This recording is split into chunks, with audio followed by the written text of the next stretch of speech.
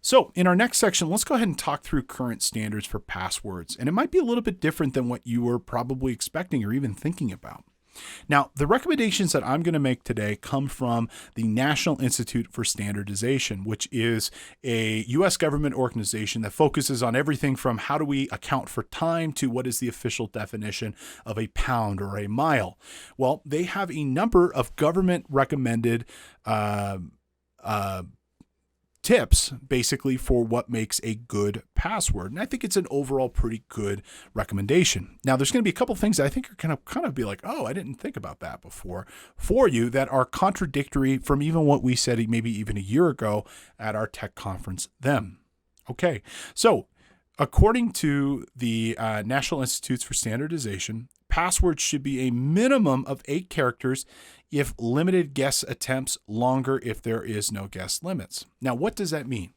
What they're saying is that if you have best practices around limiting, for example, people from being able to create unlimited number of attempts for passwords, you don't need to make it crazy long, and nor, this goes hand in hand with down here, you do not need to change it as frequently.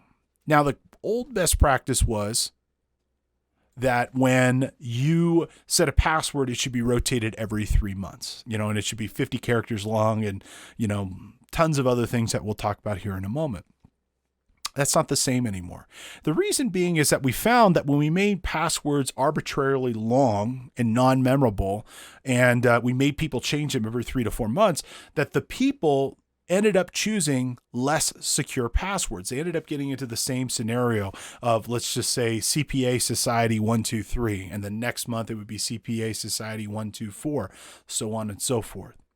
But if the company, that's essentially making the software or managing that system puts in some best practices around limiting the number of attempts a person can use, saying, hey, you can only try 10 attempts before you're locked out for an hour, or you can only do it 5 attempts before you're locked out for 10 minutes, or something like that, the needs of actually making these crazy long passwords go down dramatically because it makes it very improbable for someone to be able to compromise that particular account. Likewise, there's no need to constantly change passwords anymore. Really, you should only change a password if there's evidence of a data breach. It would be better for you to choose a very strong, memorable password that's long and memorable to you than to take something that has to be changed every couple of months and just always having to remember what that new password is, or hopefully not, but I've seen this plenty of times, writing it on a Post-it note and smacking it to the front of your computer or on your phone. We just saw over the years that is what people ended up doing more often than not. So at least 8 characters if you could only have a certain number of attempts before you're locked out. However, if you don't have those techniques in place, it should be longer. Now, my personal recommendation, if you were to stop me on the street and ask, my recommendation would be it should be at least 18 characters long. And I'm going to preface this. I'll probably say this a few times throughout our presentation today. There are only 3 passwords I know off the top of my head. Okay. They are the password to my devices. So the password to my computer, the password to my notebook. Okay. The password to my password manager. I use LastPass. I'm going to talk about password managers in a little bit. And then the password to my email. Okay. Email is often the last resort thing, and you always want to be able to get access to your email. And if your password is locked up in a password manager and that becomes compromised, that could cause a serious issue. So I always recommend you store your main email account password separately.